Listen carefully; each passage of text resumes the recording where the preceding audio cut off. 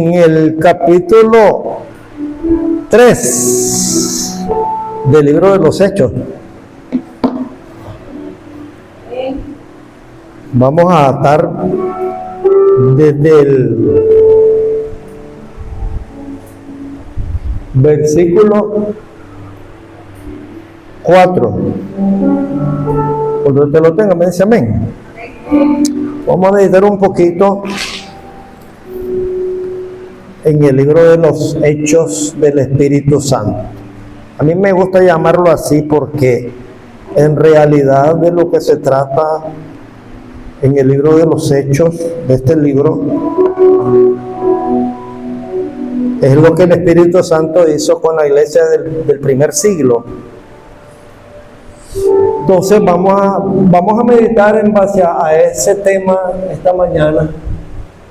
Ni plata ni oro, pero lo que tengo te doy. Ahí está resumido un poquito. Ni plata ni oro, pero lo que tengo te doy.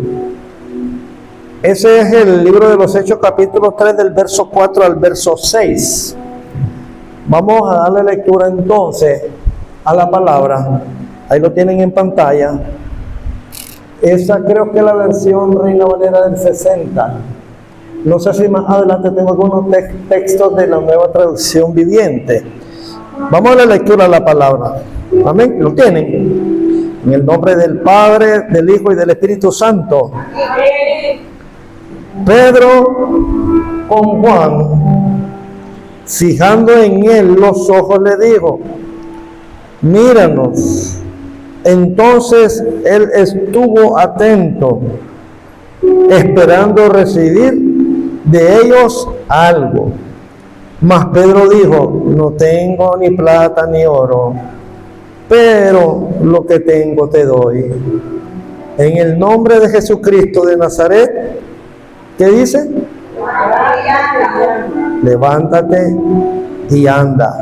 Padre amado, esta mañana nos hemos reunido para adorarte y para bendecirte. Gracias, Señor, porque nos das la oportunidad de estar juntos hoy. Gracias, Señor, porque en este día hemos abierto nuestros ojos, mientras otras personas ya no los pudieron abrir. Hay gente, Señor, en los hospitales, con sentencia, algunos de muerte, otros están esperando, convaleciendo. Pero como tus misericordias son nuevas cada mañana, sobre nosotros ha venido tu misericordia. Cada mañana. Gracias, Señor, porque eres bueno, porque para siempre es tu misericordia. Habla nuestras vidas, Señor amado, a través de tu palabra. Háblanos, Señor amado, enséñanos y oriéntanos a ser cada día mejores en medio de esta generación perversa, en medio de esta sociedad que se está perdiendo y no quiere nada. En el nombre de Jesús, Señor amado, por medio de tu Espíritu Santo y tu palabra, edifícanos, háblanos, consuélanos si nos vas a consolar, exhórtanos, Señor, si ese es tu propósito. En el nombre de Jesús, amén. Siéntese. Este tema es interesante. Mire, lo hablamos el jueves, pero igual que hoy, pues no hubo mucha gente. Sin embargo, es bueno que hablemos de esto. Es bueno que hablemos de esto. Mire, el tema esta mañana, ¿cuál era? ¿Cuál era el tema?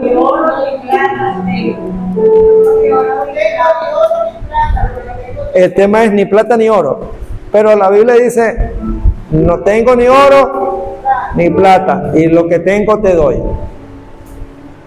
Entonces, esa expresión fueron de Juan y de Pedro, los discípulos dos de los discípulos más allegados al Señor, Pedro y Juan. Entonces ellos llegan, para ponernos en contexto, ellos llegan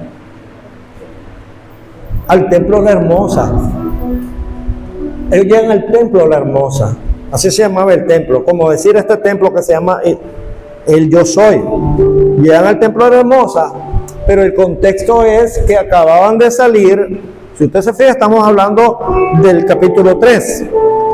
Pero en el capítulo 2 se describe la venida del Espíritu Santo sobre los discípulos. Cuando Jesús muere y se les aparece a ellos, les dice: no se vayan del aposento alto. O sea, ahí estaban todos los discípulos, estaban las mujeres, María, su mamá, María, la esposa de Chuza, María Magdalena, que era discípulo del Señor. Habían otras mujeres, María de Magdala. Es que Magdala era una región. Entonces le decían María Magdalena como que si le dijeran Pancho Masaya, ¿me entiendes? Entonces, María de Magdala, Pedro, Juan, Andrés, Bartolomé, Jacobo y los otros discípulos. Entonces el Señor les dice: no se vayan, quédense allí, porque les voy a enviar otro consolador. De parte de mi Padre les voy a enviar otro consolador. ¿Por qué dice el Señor otro consolador? Porque Él fue el primer consolador cuando estaba con los discípulos. Pero al partir a los cielos, al ascender a los cielos, Él les dice: no los voy a dejar solos, yo me tengo que ir. En otras palabras, si yo comienzo a traducir más o menos el lenguaje del maestro, bueno, ya mi función ya la desarrollé aquí.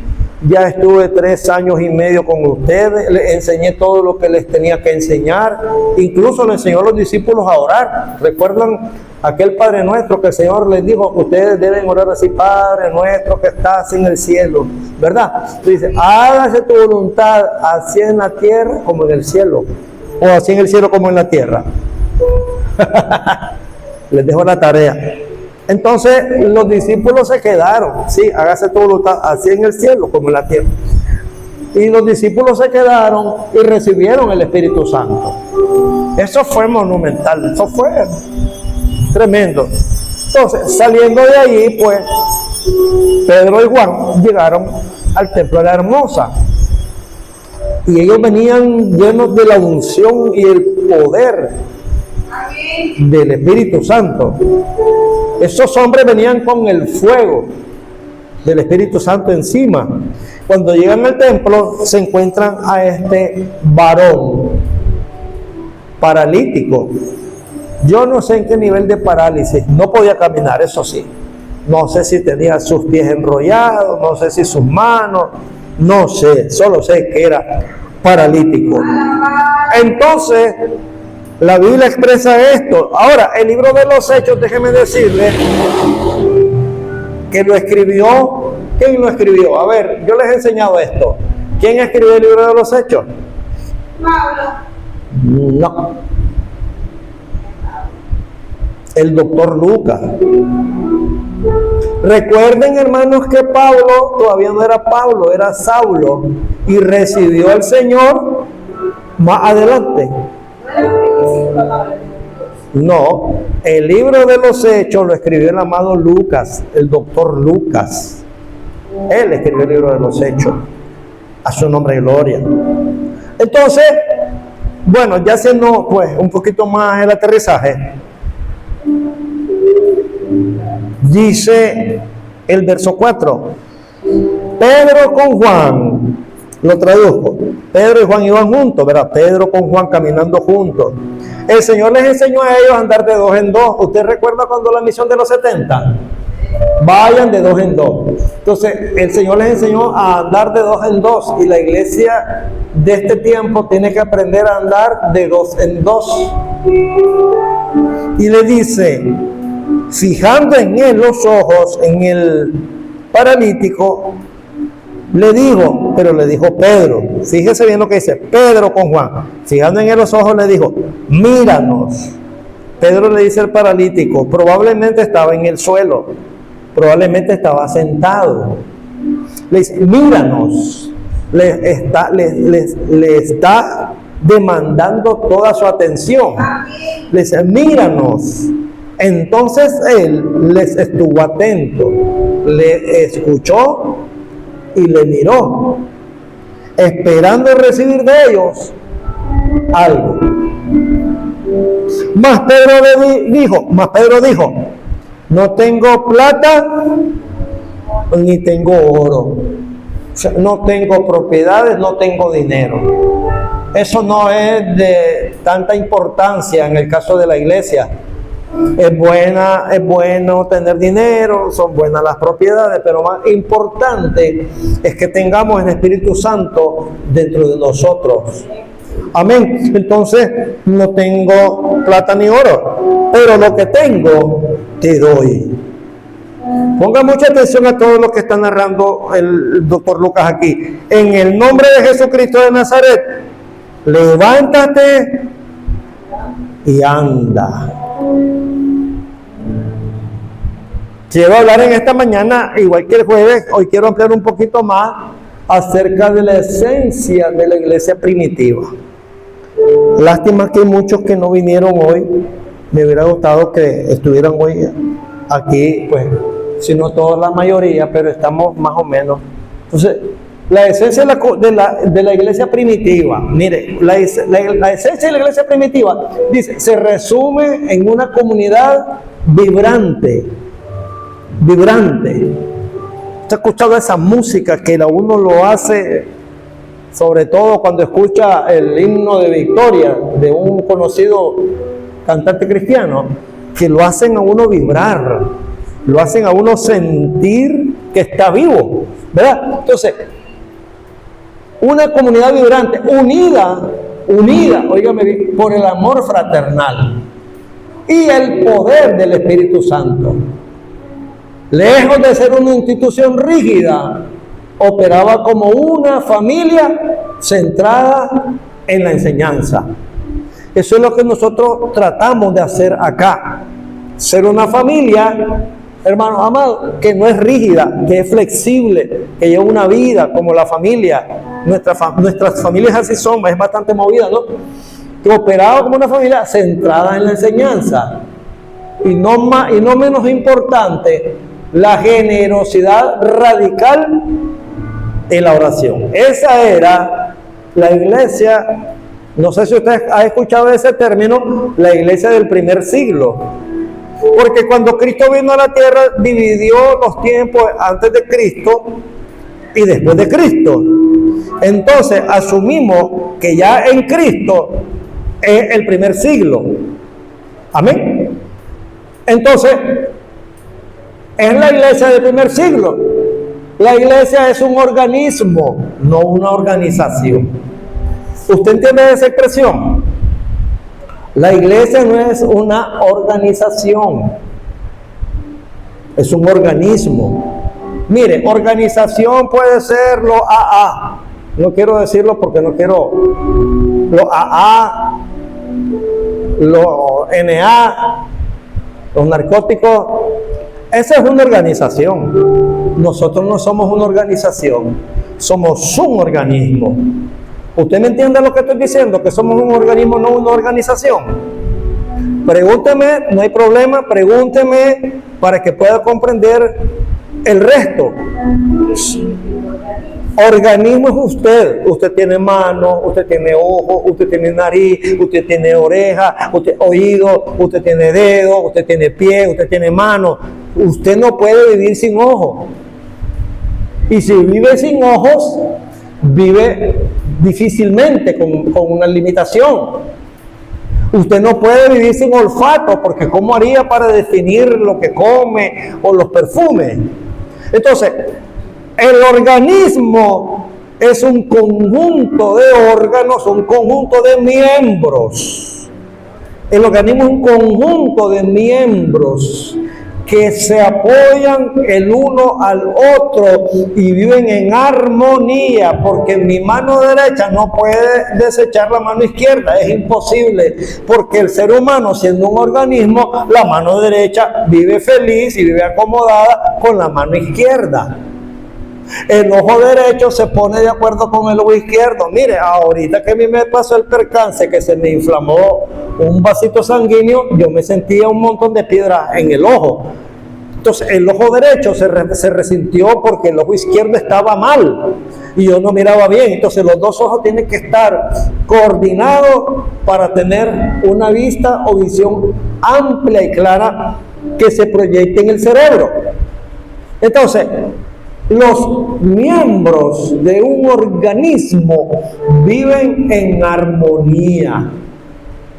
Amén. Entonces, dicho esto, no sé si entendemos lo que es la esencia de la iglesia primitiva, o sea, la esencia de la iglesia del primer siglo. Amén. Avanzando un poquito más en este asunto, mire, en su esencia el impacto de la iglesia primitiva no radicaba en grandes estructuras, en grandes templos. Ahora la gente se enorgullece como los hebreos con el templo de Salomón, que era una maravilla. ¿De qué me sirve a mí la cáscara del huevo si lo que me interesa es el huevo? No me interesa mucho. Entonces, en su esencia, el impacto de la iglesia primitiva no radicaba en grandes estructuras o estrategias humanas, sino en el estilo de vida transformado de sus miembros y su amor incondicional, incluso hacia los enemigos, a su nombre. Ahora, veamos cuáles eran los pilares fundamentales de la iglesia primitiva. Uno, la iglesia primitiva era una iglesia de oración. Ya eso se ha desaparecido en nuestras congregaciones. Culto de oración, la gente no se interesa. Hermanos, vamos a armar un equipo de intercesión, se arma 15 días, 3 semanas, espero que no sea así acá, 15 días, 3 semanas, y el equipo de intercesión luego se disuelve y cada quien queda orando en sus casas. Y el propósito por el cual dijimos, bueno, vamos a armar un grupo de intercesión o vamos a orar desde el mes de febrero hasta el día de hoy, es por interceder por la iglesia, interceder por las almas. Yo no sé si ustedes lo están haciendo, yo lo estoy haciendo, mi esposa lo está haciendo, no sé si ustedes lo están haciendo, pero déjenme decirle, la iglesia primitiva, la iglesia del primer siglo, era una iglesia de oración, y una iglesia que no ora, el diablo se la devora. ¿Por qué tenemos conflicto en los hogares? Oración. Solo saben orar por el arroz y los frijoles. Oración. Si usted no ora, no está en contacto con Dios. Si usted no ora, va a tener problemas. Si usted no ora, va a tener reyertas a cada rato. Si usted no ora, el diablo se la va a devorar. Iglesia que no ora, el diablo se la devora. Entonces, la iglesia primitiva era una iglesia de oración. Punto número 2. La iglesia primitiva vivía en comunión. Entonces, el tema es este, que pierden de vista el propósito de estar en la iglesia aprendiendo. Y es, como ya lo he dicho en otras ocasiones, es lograr encontrar el camino en el camino a Cristo y encontrar la salvación. Entonces, hay gente que actúa de esa manera. Como dice la hermana Dolores. Es al contrario. Es cuando más tenemos que buscar a Dios. Miren, ustedes tienen reyertas en sus casas y se quedan encuevadas creyendo que la solución es esa. La solución es buscar más de Dios. Por eso es que el pastor vive insistiendo, traigan a la familia, hasta lo ponemos allí, traigan a la familia, traigan. Yo sé que es difícil, yo sé que cuesta. Mire, yo esto nunca lo he compartido con la iglesia y recordé en estos días que las cosas están un poco difíciles en el tema de las congregaciones, porque todas las congregaciones están difíciles. Pero en una ocasión yo tuve una visión bien prolongada y ahora venía platicando con mi esposa, mira hija, ahora recuerdo la visión, si Dios a mí me mostró esto. Entonces yo estaba en un lugar y entré en una manzana, óigame bien y póngame mucha atención. entré en una especie de barrio, en una manzana, y esa manzana, ese lugar donde yo entré, no sé cuánto, realmente no sé si era una manzana o era más. Yo entré y era un montón de tumbas, hermano. Cantidad de tumbas, de todo tipo, todo tamaño, todos colores, atravesando, como dicen, el valle de las lágrimas, el valle de la muerte. Y habían huesos fuera de las tumbas, habían tumbas, y eso era increíble, lóbrego aquello solitario, no había ni siquiera árboles, porque en los cementerios a veces hay árboles, pero la visión la tuve y atravesé todo ese lugar, y de repente llegué a un punto, en una esquina, ya así más o menos en alto, con tanta tumba, hueso y situación así, y logré salir. Entonces le digo a mi esposa, ahora entiendo que Dios me mostró a dónde nos iba a mandar, a un valle de huesos secos. Pero qué importante que nosotros entendamos, como le pasó al siervo Daniel, que podemos estar en medio de un valle de huesos, en un valle de huesos secos. Y como Daniel estaba en Babilonia, este barrio puede ser un valle de huesos secos. Este barrio puede ser similar a Babilonia. ¿Verdad que es similar a Babilonia? Pero la iglesia tiene que entender, como Daniel entendió, que Sadrach, Mesach, Abednego y el profeta Daniel estaban en Babilonia, pero ellos no eran parte de Babilonia. Entonces nosotros a veces nos ponemos como que fuéramos, digo nosotros aunque no soy de este lugar, nos ponemos a veces como que fuéramos parte de Babilonia. Y déjenme decirles que ustedes no son parte de Babilonia. Ustedes están dentro de Babilonia, pero tienen que marcar la diferencia. Nosotros o ustedes no podemos ponernos igual que la gente que vive acá. Nosotros tenemos que marcar la diferencia. No podemos involucrarnos en situaciones de los caldeos. No podemos involucrarnos en situaciones de huesos secos. Ustedes y nosotros, todos nosotros, somos gente escogida. Somos real sacerdocio, nación santa, pueblo adquirido por Dios. Usted puede estar dentro de un basurero, pero usted no puede considerarse ni estar como la basura. Por eso es que yo vivo insistiendo, traigan a la familia, traigan a los hermanos.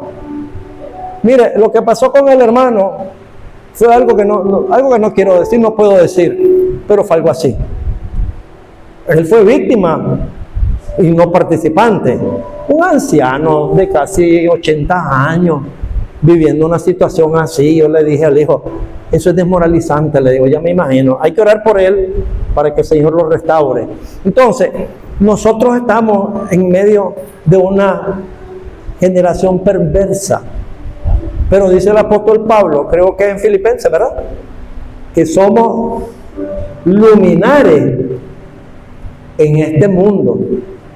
Mire, ahí, ahorita, ahí enfrente, ahí, están en una sola, ni siquiera respetan la iglesia. Ahí, por allá están instalados. Hermano, esto es Babilonia. De repente, ahí en la esquina, milagro no se arma ahorita, se arman las broncas. Y los cristianos se involucran en esa bronca. ¿Cómo es posible que una familia siendo cristiana o alguien de la familia siendo cristiana se involucren en bochinches y pleitos babilónicos de caldeo y de hueso seco? Nosotros tenemos que marcar diferencia. Y esto me trae a memoria, este tema me trae a memoria esto, porque la iglesia primitiva no tenían ese tipo de cosas. Dice la escritura que ellos tenían comunión. Dice, la iglesia primitiva vivía en comunión. Tenemos que recuperar, sí, oración, comunión. Mire, a veces hacíamos las comidas, ahora vamos a hacer otro tipo de cosas, pero a veces hacíamos aquí las comidas, empacan la comida y se van y no quieren compartirlo uno con otro. Entonces, ¿cómo vamos a relacionarnos si no nos sentamos juntos? La iglesia primitiva tenía esto. Hay un detalle cuando Daniel le llevaron a Babilonia. A Daniel lo hicieron cambiar de costumbre. O sea, lo quería hacer cambiar de costumbre, de cultura, de alimentos, de creencia. Y le cambiaron los nombres, pero no le cambiaron la esencia. No Fíjese que es importante, es lo que acabo de decir, ella está resumiendo. Nosotros no podemos involucrarnos, hermanos amados, en cosas de ese tipo. Tenemos que ser sabios. Mire, el jueves pasado y en otras ocasiones yo he venido diciendo, hermanos, la iglesia que se mete en oración, la iglesia que busca, o la persona del cristiano que busca la presencia de Dios constantemente y principalmente tiene que buscar el bautismo del Espíritu Santo. Es una iglesia que tiene poder. Cuando viene el diablo contra la iglesia que tiene el Espíritu Santo sabe que viene el mal, y la Biblia dice que el sabio mira el mal y se aparta. Entonces no podemos involucrarnos en situaciones así, porque, hermanos amados, es importante que comprendamos lo que el enemigo está haciendo. Y nosotros, mire, la iglesia primitiva vive en comunión, en oración y en comunión. Mira, el punto 3 dice, la iglesia primitiva se caracterizó por su generosidad. Gloria a Dios, porque esta iglesia ha sido despojada en medio de sus dificultades y en medio de sus necesidades y en medio de sus limitaciones. Siempre están dispuestos, aunque sea con una bolsita de sal, para bendecir a los que están en necesidad. Y eso ha sido así aquí, porque es lo que nosotros hemos enseñado. No sé si en el pasado lo hacía, pero nosotros tenemos ese espíritu de ayudar al que dentro de la iglesia tiene mayor necesidad. Porque dentro de la iglesia hay gente que puede resolver sus problemas, pero hay gente que no. Entonces, al más necesitado siempre se le ha ayudado. La última que recogimos fue, ya saben ustedes. Ahora, la iglesia primitiva abrazó el mandato del Señor de expandir el evangelio. Esos son los 4 pilares fundamentales de la iglesia primitiva. En eso se basó el éxito. Por eso es que estamos aquí hoy. Por esos 4 pilares. Porque si la iglesia primitiva no hubiera mantenido esos 4 puntos importantes en el cual se basó y es columna de la iglesia, nosotros no estuviéramos aquí, la iglesia no hubiera prevalecido. Importante es, hermano, el primer punto, por eso está como primer punto. La iglesia primitiva era una iglesia de oración. Solo oramos, hermanos, cuando tenemos necesidad. Cuando no tenemos necesidad nos olvidamos de orar. No generalizo. A algunos les pasa eso. Cuando no tenemos necesidad no oramos. Y si tenemos problemas tampoco oramos. Nos involucramos pero no oramos. A su nombre y gloria. Entonces, qué importante es que la iglesia sea una iglesia de oración. ¿Qué le pasó a Moisés después de los 40 días que estuvo en el monte? 40 días estuvo en el monte Moisés. Moisés fue tanta la relación que tuvo con Dios, que Moisés bajó del monte y él ni cuenta se daba. Y comenzó a hablar una vez que bajó del monte con unas personas ahí, creo que fueron su familia, y bajó del monte. Dice la Biblia que su rostro resplandecía de tal manera que tuvieron que ponerle, o tuvo que ponerse un velo, porque su rostro resplandecía a presencia de Dios. Y cuando nosotros como iglesia tenemos la presencia de Dios, cuando nosotros como iglesia estamos en contacto constantemente con Dios, cuando la iglesia vive para Dios, cuando la iglesia vive en Dios, hermanos amados, todo cambia.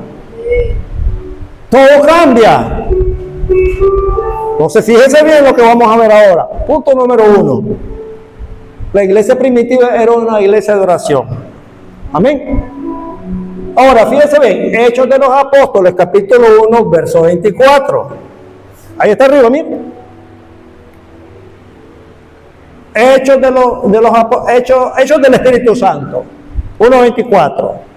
Después todos ellos, ¿qué hicieron? Después todos ellos oraron. Oh Señor, tú conoces cada corazón, muéstranos a cuál de estos hombres has elegido. ¿Han leído ese libro, verdad? Estamos hablando ahorita de que en el aposento alto se reunieron unánimes todos los discípulos, los que habían quedado, porque Judas se había ahorcado, el hijo de perdición se había ahorcado, había vendido al maestro y el resto usted se lo sabe.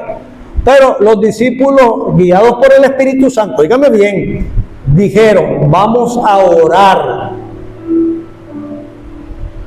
para ver a quién elegimos que sustituya a Judas. Y dice la Biblia, 1:24, Hechos del Espíritu Santo. Después todos oraron, oh Señor, tú conoces cada corazón. O sea, el Señor a través de su Espíritu Santo entró o sacó del corazón de cada uno de los discípulos, porque ellos de manera personal ya habían pensado en quién iban a elegir para que sustituyera a Judas. Entonces el Espíritu Santo extrajo la voluntad en el corazón de cada discípulo. ¿Y quién resultó elegido? A ver si alguien me dice. ¿Quién resultó elegido en lugar de Judas? Matías. Matías. Y déjeme decirle una cosa. Matías era de los menos relevantes. Matías era de los menos conocidos. Usted miró a Matías antes de la crucifixión. No era ese que iba detrás de él y no por la cruz. No, ese era José de Arimatea. Había otro también que le ayudó a Jesús, no recuerdo el nombre. Pero Matías era uno de los discípulos. Pero producto de la oración, y a veces nosotros, hermanos amados, no oramos para tomar una decisión. ¿Cómo le llama? Matías. Vamos a buscarlo, hermano, para que lo sepa, para que lo mire, pues. 1:24. Dice, es necesario pues que de estos hombres que han estado juntos con nosotros todo el tiempo que el Señor Jesús entraba y salía entre nosotros, conversando desde el bautismo de Juan hasta el día en que de entre nosotros fue recibido arriba, uno se ha hecho testigo con nosotros de su resurrección. Y señalaron a dos, a José llamado Barsabás, que tenía por sobrenombre Justo, y a Matías. Y orando dijeron, tú Señor, oiga bien esta oración, hermano, oiga esta oración. Tú Señor que conoces los corazones de todos, muestra cuál de estos dos has escogido, para que tome la parte de este ministerio y apostolado de que cayó Judas por transgresión para irse a su propio lugar. Y le echaron suertes, y la suerte cayó sobre Matías, y fue contado con los 11 apóstoles. A su nombre gloria. La oración es importante. La oración es importantísima. Dos, siempre en el tema, la iglesia primitiva era una iglesia de oración. Así que Pedro, estamos hablando de Hechos 12, verso 5. Así que Pedro estaba custodiado en la cárcel. Usted se conoce ese pasaje bíblico. Habían 16 guardas custodiando a Pedro. Dice, así que Pedro estaba custodiado en la cárcel, pero la iglesia hacía ¿qué? Oración por él. Les pido sus oraciones por Hazel. Está en el hospital, como dicen por ahí, resquebrajada. Desquebrajada. Mire, Hazel estuvo en una iglesia ya hace un buen tiempo, ¿verdad, pastora? Pero Hazel se apartó del Señor. Perdió la cobertura. Y hace 3 días el carro se dio un volantín. El 24, el domingo, se dio como 30, yo no sé cuántos volantines, yo estoy exagerando, se dio varios volantines, el carro quedó destrozado. Al abrirse las bolsas, le presionó los pulmones de la bolsa por la misma velocidad, el cinturón, el cuerpo en inercia, porque usted sabe que cuando un vehículo va a 100 por hora mínimo, entonces el vehículo se estrelló contra un árbol, por capear a alguien, y el golpe hace que el cuerpo que va adentro usted siga viajando y el carro se detiene, siga moviéndose, se golpeó contra el timón, es lo que yo deduzco, la bolsa de aire salió, le presionó el pulmón, probablemente el cinturón de seguridad también le presionó el pulmón, y el timón, no le explican bien, pero es lógico, el timón, al tener el impacto, le golpeó los intestinos, y el colon, hermano, está colapsado. Tuvieron que operarla. Entiendo que extirparon una parte del colon, lo volvieron a unir. Está complicada. Ya la han metido 2 veces a quirófano, y la misericordia de Dios sobre ella está, porque aún no ha partido de esta tierra. Entonces le pido sus oraciones por Hazel. Así que Pedro estaba custodiado en la cárcel, pero la iglesia hacía sin cesar oración a Dios por él. El resultado de la oración de la iglesia, que estaba en los hogares en esos tiempos, no había templo porque era en las sinagogas. El resultado de la oración dio a luz la liberación de Pedro. Usted recuerda que cuando Pedro sale, ahí el dicho que dice, entró como Pedro por su casa. Entonces Pedro estaba en la cárcel, pasó la primera puerta, la segunda puerta, llegó a la calle, atravesó todas las puertas, porque el ángel del Señor le golpea a Pedro y le dice: Pedro, vístete. Estaba Pedro, ya sabe, vístete Pedro, vámonos para afuera. Y Pedro no lo tomó muy en cuenta, porque a veces cuando suceden esas cosas uno cree que es que está soñando, pero era el ángel que estaba donde Pedro, producto de la oración de la iglesia, orando. La iglesia tenía un poder sobrenatural cuando oraba. Una iglesia que ora, hermanos amados, mueve el cielo, pero una iglesia que no ora, el diablo se la devora. Entonces Pedro sale hasta la calle y llega a la casa de la mamá de uno de los discípulos, de Juan Marcos, y cuando llega golpea la puerta y sale una muchacha que no recuerdo el nombre, abre la ventanita, vuelve a cerrar y asustada dice: ahí está Pedro. Vos estás loca, le dicen, si Pedro está en la cárcel. Ahí está Pedro, está en la puerta. ¿Producto de qué? De la oración de una iglesia poderosa que tenía el Espíritu Santo de su parte a su nombre. Y le abrieron la puerta y toda la iglesia se gozó y se maravilló. Entonces, en el punto número 2 vemos también que la iglesia primitiva vivía en comunión. Nosotros tenemos que vivir en comunión. Está afuera, hija. Tenemos que aprender a vivir en comunión. Todavía nos falta. Aún nos falta. Les voy a poner un ejemplo clásico de comunión a pesar de todo. ¿Cuántos discípulos estuvieron con Jesús en la mesa? 11. Bueno, primero 12. Unos momentos después quedaron 11, porque Judas se fue a entregarlo. Pero ¿quién estaba ahí con el Señor? Todos los discípulos. ¿Y también quién estaba? Judas. El Señor estaba sentado con el que lo iba a entregar. Sabía que lo iba a entregar. El Señor estaba sentado con el peor de sus enemigos, amigo nuestro. Porque si Judas no hubiera entregado al Señor, no hubiera habido sacrificio. Si Judas no hubiera entregado al Señor, no hubiera habido cruz. Y si no hubiera habido cruz, no hubiera habido redención. Y si no hubiera habido sacrificio, no hubiera habido redención ni derramamiento de sangre. No hubiera habido perdón de pecado. Y usted y yo no estaríamos aquí, o estaríamos no sé por dónde, sin Dios y sin esperanza.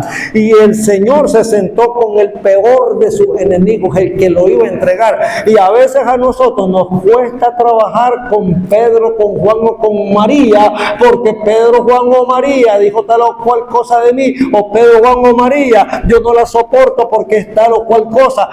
Y entonces estamos lejos de ser como la iglesia primitiva. Vivía en comunión. Todos los creyentes, dice el verso 42 del capítulo 2, todos los creyentes se dedicaban a las enseñanzas de los apóstoles, a la comunión fraternal, y marqué en amarillo, a participar juntos en las comidas. Esto no lo digo yo, lo dice la Biblia. A participar juntos en las comidas. A veces nos levantamos con la comidita y me la llevo para mi casa. No me quiero quedar sentado con los hermanos, no me quiero quedar sentada con las hermanas. Entonces, entre ellas la cena del Señor y a la oración. Y el libro de los Hechos del Espíritu Santo insiste en la oración. Es que el Espíritu Santo tiene por idioma con usted entenderse a través de la oración. El Espíritu Santo se va a entender con usted. Usted se va a entender con el Espíritu Santo por medio de la oración. Métase a su aposento alto, métase a su lugar aparte, a su aposento, cierre la puerta, hable con el Espíritu Santo, que el Espíritu Santo es el encargado de llevar sus peticiones y llevar sus tristezas, llevar sus cargas y llevarlo todo al Señor. No es que su oración pasa directo, no, es el Espíritu Santo el que las recibe. Y no mira que cuando usted está llorando, dice la Escritura, que sus lágrimas caen, no caen a tierra, caen y son recogidas en una redoma. El Espíritu Santo recoge sus lágrimas, recoge sus congojas, recoge sus tristezas, las pone en una redoma y se las lleva al Señor. Aleluya. A su nombre. Si usted está llorando, el Señor se la lleva al Señor las lágrimas. Déjeme decirle y recordarle nuevamente, siempre le he dicho, ¿cuál es la mejor oración la que usted puede darle al Señor? Una oración líquida. Sus lágrimas, sus congojas, sus tristezas, todas sus ansiedades, todas sus depresiones, todo lo negativo, cuando su alma está presa.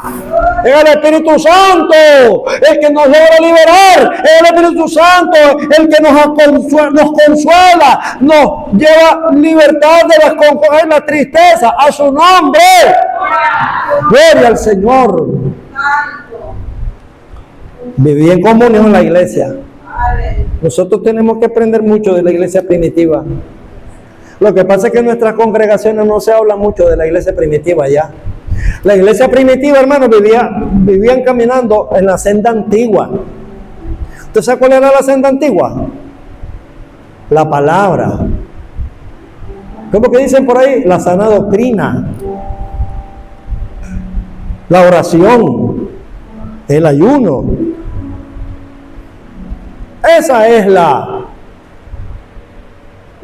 senda antigua. La iglesia primitiva se caracterizó por su generosidad. Esta iglesia es generosa. Aquí hay hermanitas que son súper generosas. Hay algunas que no tienen y es muy difícil. Pero aquí hay gente que es bien generosa, como hay gente que no es generosa. Eso se entiende. Dice, y la multitud, Hechos 4:32, y la multitud de los que habían creído era de un corazón y un alma. Mire, a mí se me arrugó el alma cuando me dieron la noticia que el hermano ya no iba a estar con nosotros. Y le digo a mi esposa, hija, perdimos al hermano, le digo. Fíjense bien, volviendo al tema de la oración, lo primero que vemos narrado en el libro de los Hechos, luego de la ascensión de Cristo, es la elección de Matías como sucesor de Judas. Ellos no lo eligieron de acuerdo a su mejor juicio o impresión, sino que oraron al Señor y le pidieron que les mostrara quién debía tomar en ese lugar. Cuando Pedro y Juan fueron llevados ante el concilio, la respuesta de la iglesia fue clamar al Señor y pedir que lo librara de las amenazas y les concediera de nuevo para predicar la palabra. Eso lo va a encontrar usted en Hechos 4:23 al 31. Ellos no se asustaron ni se escondieron, sino que clamaron a Dios por fortaleza para servirle aún en medio de la adversidad. Cuando digo esto es que la iglesia primitiva, la iglesia del primer siglo, ya estaba sufriendo persecución. ¿Usted recuerda quién nos perseguía en ese tiempo? Saulo. Los perseguía para cambiarles la camisa por una camisa polo, para ponerles corbata. ¿Verdad que no? Y nosotros que no tenemos persecución, gracias al Señor, hasta el día de hoy, la iglesia no está haciendo el papel que le corresponde. La iglesia primitiva impactó la sociedad. En algún momento dijo alguien que la iglesia era trastornadora. Nosotros como iglesia tenemos que trastornar este valle de hueso seco. El Dimitrov es un valle de hueso seco. El Dimitrov es como Babilonia. Nosotros tenemos que ser diferentes de gente así, de Babilonia y del valle de hueso seco. Tenemos que marcar la diferencia. ¿Y por qué insisto tanto? Hay que traer a la familia, porque yo sé que hay familiares que son difíciles. Esos familiares son los que más necesitamos nosotros traer acá a la iglesia. Y nosotros tenemos que estar orando permanentemente por las almas de este valle de hueso seco, por esta Babilonia y por nuestros familiares. ¿Por qué? Dice la Escritura, ustedes tienen que orar por los gobernantes. ¿Para qué? Para vivir quieta y reposadamente. ¿Cómo vamos a tener paz en nuestros hogares si hay miembros, algunos miembros, no todos, algunos miembros de nuestra familia que son terribles y no tenemos paz en nuestras casas? Tenemos que orar, hermanos amados, por esos familiares difíciles y duros. No hay oración, hermanos amados, que no logre tocar un corazón empedernido. Hay que orar por la familia. Si nosotros tenemos paz en la familia, hermanos, vamos a tener paz en el corazón, en el alma. Y si nosotros tenemos paz en nuestra familia, el corazón y el alma, la iglesia, hermanos amados, va a ser proyectada y van a decir, ¿qué es lo que está pasando en esa iglesia? No es que vino un pastor nuevo hace 3 años, sino que es una iglesia que está demostrando que Cristo está allí, y la iglesia va a comenzar a ser famosa, la iglesia va a comenzar a proyectarse y la gente va a querer venir aquí. Pero si nosotros estamos en conflicto en nuestros hogares, ¿qué va a decir la gente? ¡Wow! ¡Qué bronca las que se arman ahí en esa casa de los cristianos! ¿Me entiende? Y eso ha pasado con muchos aquí. Con algunos que se fueron pasó. Yo fui, atendí el asunto. Entonces, la iglesia primitiva se caracterizó por generosidad. La multitud de los que habían creído era de un corazón y un alma, y ninguno decía ser suyo propio nada de lo que poseía, sino que tenían todas las cosas en común. Esto generó un problema serio en la iglesia primitiva, porque siempre el egoísmo de la gente siempre generó problemas esto. ¿Por qué generó problemas esto? Porque Ananías y Zafira, todo estaba en común. Dijeron a Ananías y Zafira, vamos a vender unas propiedades que tenemos y ustedes ya saben de lo que se trata, ¿verdad? Vendieron la propiedad y llegaron donde los discípulos. Primero llegó el varón y dijo, bueno, nosotros vendimos la propiedad en 3,000. Pero antes de entregar los 3,000, ya él se había echado 500 a la bolsa.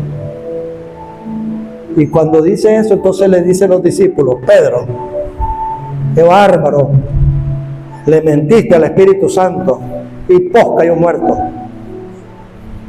A su nombre gloria. Punto número 4, ya voy terminando. La iglesia primitiva, allá viene el pastor con esto. Es que eso fue lo que hizo la iglesia primitiva. Por eso es que las iglesias crecieron en aquellos días. Por eso es que nosotros existimos ahora. Porque el Señor le enseñó a la iglesia a hacer este trabajo.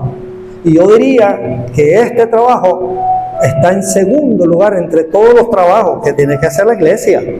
Porque miren, aquí podemos cocinar, aquí podemos comer, aquí podemos construir templos, podemos adornar, podemos el altar, podemos comprar los mejores aparatos, todo lo que te quiera. Pero si no hay nadie en la iglesia, ¿de qué va a servir eso? No va a servir de nada. Miren, Isabel está enferma, no pudieron venir los niños, pero los demás no trajeron a nadie. Solo Isabel. A veces eso molesta. Y el pastor está hablando de la hermanita, pero miren, ¿me entiende? Entonces dice, la iglesia primitiva abrazó el mandato del Señor de expandir el evangelio. Ahora mire dónde está este mandato. Verso 19 del libro de San Mateo, capítulo 28. Por tanto, id, todos, ¿verdad? Y hacer discípulos. Hay gente aquí que no le gusta evangelizar, pero quieren que la familia esté aquí. Si no los evangelizan. Mire, ahora se ha dado que la gente se invita a la iglesia. No, es que, y una cantidad de pretextos. Yo pienso que la iglesia lo que tiene que hacer es no perder de vista la expresión de decirles, mira, la salvación. Tu alma se va a perder si no buscas de Dios. Pero a veces les estamos hablando de la iglesia y no le hablamos de la salvación. Y es el punto medular en la evangelización. Hablar de la salvación. Explicarles qué es lo que puede suceder si no buscan al Señor y no tienen la salvación. Explicarles a dónde va el alma. Porque el alma tiene dos lugares donde va a estar al final de los tiempos. El alma va al Señor para los que están con Cristo, y para los que no están con Cristo va al infierno. Eso no lo puedo yo evitar de decir. Por tanto, id a ser discípulos a todas las naciones, bautizándolos en el nombre del Padre y del Hijo y del Espíritu Santo, enseñándoles que guarden todas las cosas que os he mandado. Y aquí yo estoy con vosotros todos los días hasta el fin del mundo. A su nombre gloria.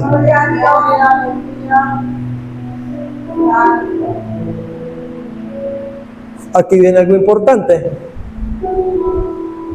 Hebreos 5:12 dice, se predica con el testimonio. Hebreos 5:12, porque debiendo ser ya maestros, después de tanto tiempo, analice usted cuánto tiempo tiene de estar en el Evangelio. Analice, saque cuenta desde cuándo está en el Evangelio. ¿Tenéis necesidad de que se os vuelva a enseñar cuáles son los primeros rudimentos de las palabras de Dios? Y habéis llegado a ser tales que tenéis necesidad de leche y no de alimento sólido. 3 años en la iglesia es para que salgamos a predicar y a convencer a la gente que solo Cristo salva. Pero ya tenemos 10, ya tenemos 20, ya tenemos 30, ya tenemos 40 y de nuestros hogares no queremos salir. Cualquier pretexto puede inventar usted, pero la Biblia manda. La Biblia manda ir y hacer discípulos a todas las naciones. Invéntese cualquier cosa. Cualquier pretexto, para eso está la cajita de los pretextos, por ahí anda. Cualquier cosa puede inventar, pero algo usted no puede dejar de hacer. Es de predicar y de convencer a la gente que Cristo viene, y de convencer y enseñarle a la gente que su alma va para un lado o va para el otro, que su alma va para el infierno o va a la espera que suene la trompeta para ir al cielo. Es responsabilidad suya y responsabilidad mía de decirle a la gente que está perdida allá afuera que solamente Cristo salva. El problema está en que, como dijeron por algún lado, ustedes tienen ese templo cerrado, no quieren que nadie se salve, ustedes están dentro de la iglesia y no salen a predicar, o por lo menos es donde el vecino y decir al vecino, mira vecino, el problema, el detalle es que no estamos enseñando con el testimonio. Qué difícil es, pastor, eso está difícil, pero no es imposible. ¿Cuántos años le pasamos? Mire, hija de ella, ¿cuántos años pasamos evangelizando a la Gillian? Santo Dios, que una gota de agua sobre una piedra, hay un momento que le hace un hoyo. Que si es difícil, que la gente está dura, que la gente no quiere creer, hasta que miren una desgracia, entonces sí. Pero los que no lo hacen, es un mandato del Señor, no un mandato mío. Entonces yo me refiero a los que no lo hacen.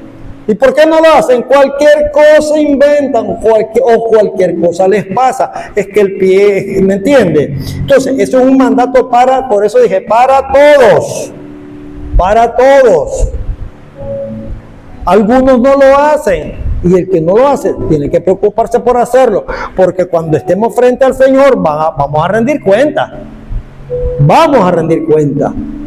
Y muchos decimos, yo soy obediente a la palabra, tengo tantos años en el Evangelio, pero no evangelizan, ni siquiera le dicen al vecino de al lado, vamos a la iglesia mañana. Porque mire, parte del trabajo es establecer estrategia. Hay que establecer estrategia. Pienso yo, ¿verdad? No sé, ahora las cosas están más difíciles. Ahora las cosas están más difíciles, yo eso lo entiendo. Pero tenemos que dejar caer, mire, la gota. Hasta que le diga hoy, a la Gilean le evangelizamos cerca de 8 años. Y a ver, no se afianza. Pero esa es la batalla. 8 años evangelizando. Mire, mi esposa se descarrió a los 15. ¿Sabe hasta qué tiempo mi esposa volvió al evangelio? De los 15 a los 30. 15 años descarriada. La oración de su mamá. La Gilean, evangelización, cada vez que llegaba yo la agarraba. ¿Y hasta cuándo vos? Porque la muchacha todavía tiene sus asuntos, pintada por aquí, pintada por allá. Un día le dije que andaba con todas las cosas medio peladas. Bueno, y vos le digo, andás medio desnudo. ¿Y a vos qué te importa? Me dice. No me importa, pero te lo voy a decir cada vez que te vea así, hasta que te importe a vos, porque si no te importa a vos, me importa a mí. Y así fue la batalla. Es que le van a contestar mal, hermana, porque ¿cómo le va a contestar? Ah, llego, pues vámonos. No le van a decir así. Vámonos, pues. Eso no es cierto. El que no tiene a Cristo es duro. ¿Por qué? Porque le gusta vivir como vive. Como dijo el esposo de la que dice usted, es que le gusta echarse su cervecita y por eso no quieren estar en la iglesia. Porque saben que tienen que dejar la cervecita y tienen que dejar la vida vieja. Pero nosotros, hermanos amados, tenemos la sabiduría como para buscar estrategias. Aunque pasen 10 años, aunque este pastor que está aquí muera, a lo mejor un día usted va a mirar a la persona que le digo que le evangelizó y que la invitó, estando aquí. No tenemos de otra. Seguir haciendo el trabajo, aunque nos desprecien, aunque no quieran, aunque inventen, aunque esto, aunque lo otro. Tenemos que seguir haciendo el trabajo. Entonces,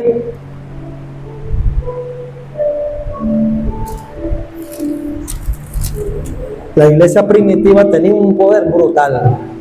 Mire, Pedro, usted sabe lo que son los judíos.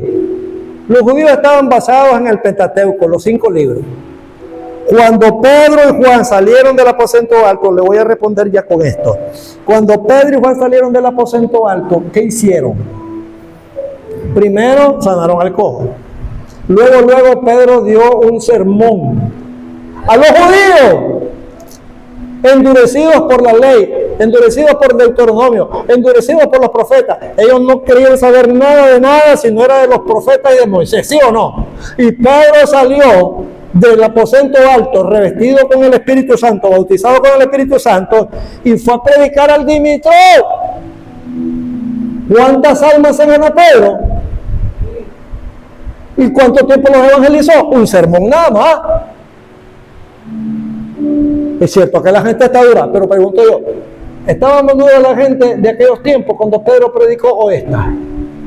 Igual es de duro. Porque el mismo Noé, dice la Escritura, y Noé dice, predicó ¿cuántos años? 120. Y nosotros nos aburrimos porque nos dicen, ay no, 120 años predicó Noé. Y a Noé le decían, vos sos loco, si nunca ha llovido. Ah, pero va a llover, vos sos loco. Allá iba la hermana Carcache, la hermana de Noé, mira, va a llover, vos sos loca.